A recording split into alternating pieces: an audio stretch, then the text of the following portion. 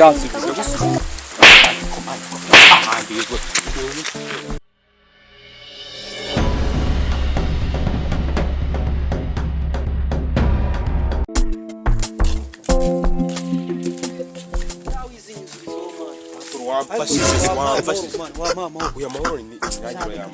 Oh my God. ndashonje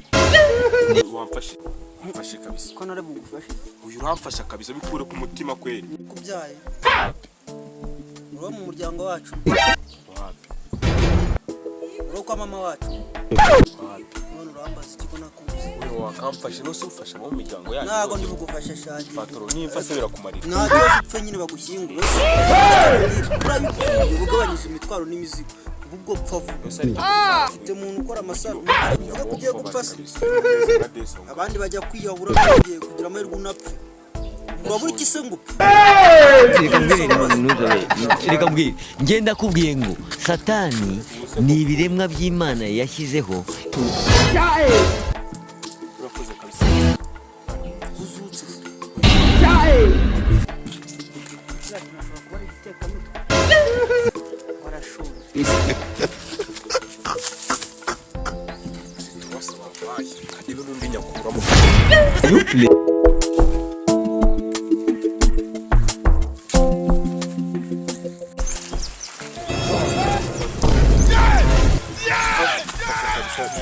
ufite amaguru n'amaboko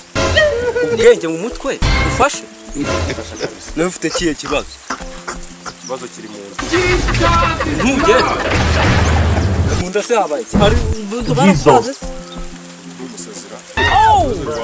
cyenda umusazi manzo mgi oya mufasha kabisa ndashonje wafashe wamaye imico wamara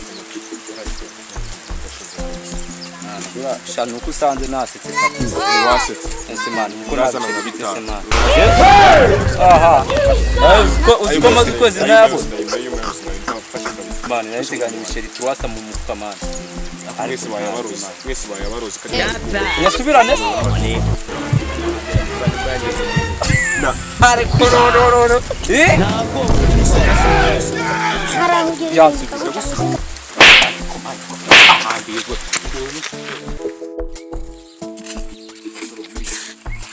urabona naraye ugiye nabise kuvuga neza byo barabihembera Oh my God. ufashe nanjye ufashe nyine nawe ufashe urahomba nyunda yawe sinjomemo kokasa cyangwa nkiremo iki ndendeje kuza mama uravuga urafata iki iki meze nabi nese nabona ko byose byovuze ko meze neza urebeye Jesus.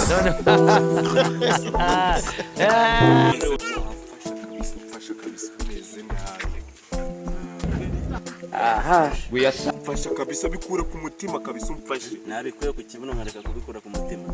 niba ariho biri bikomane kuko ndabizi mfite inzara aho ntabwo ntacyo yaba bikora mu mufuka nabi zamana korwe mu manuza ndakora ku kamfashe kabisa mfashe kora kwita ko you play ukora muzamura amafaranga kazamura icyawanyu wagisira nzamura icyo muginga amafaranga wo wangije atakubwira ngo uzana amafaranga ukanga kakanyura haze fita amafaranga menshi nyina kakanyura haze ukubwira amagambo anga zana amafaranga unutazamuka agomba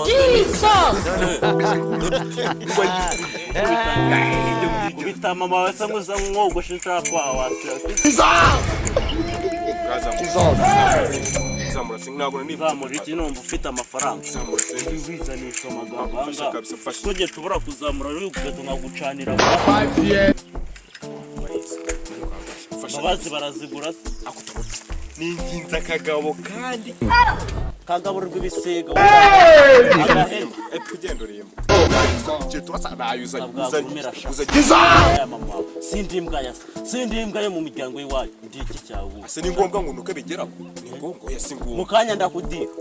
kama ngurukweto mubwiye neza manu ngurukweto pato yendo manururungu bwiki kanye nzamura urwanye abantu barifata naye nzamura urwanye se rumura we ntacyo warwa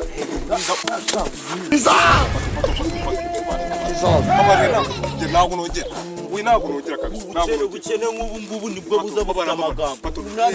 Ntabwo dusubiza inzara nurukanye mu rugo. Maze icyumweru najya woje umaze umunsi umwe utajya ngo reka nje gusaba gasabe isoko na nyoko wanyu isi yabo. None se naho umuntu wanjye niturije nabuze naho nanurikaye nabuze naho nanu basi mu rukweto rwa nyine ntabwo nongera amafaranga yagumana amafaranga kwaka guyagumana Nisa waruzi ko ndi buyagu nereza n'urwa ngurwango n'imyenda ndayijya oya mfasha kabisa mfasha mu rukweto rwanjye mfasha urukweto rwanjye mu rukweto rwanjye kabisa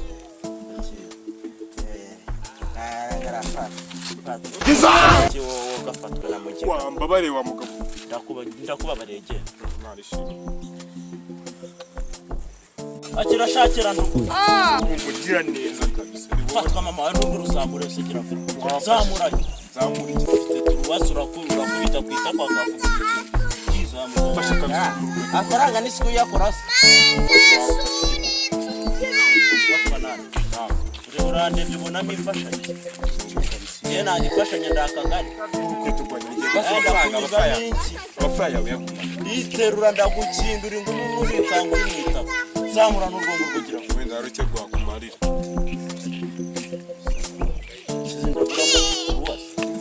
ubu rero wa mugabo we dushatse twaba nijoro iyo myenda yiye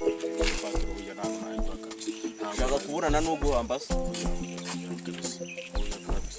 ugiye kunyaka inkweto ugiye no kunyaka imyenda